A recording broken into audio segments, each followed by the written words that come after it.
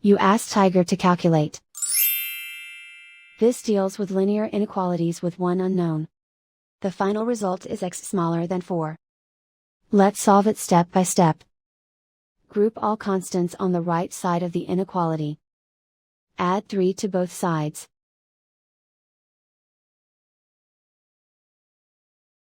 Simplify the arithmetic.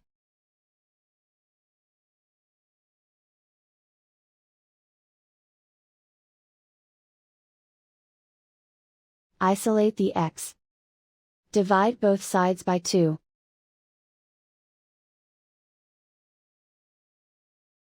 Simplify the fraction.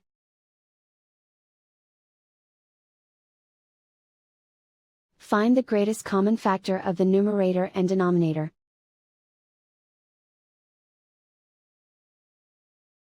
Factor out and cancel the greatest common factor.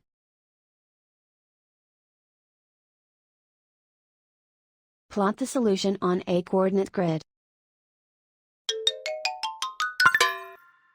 And so the final result is x smaller than 4.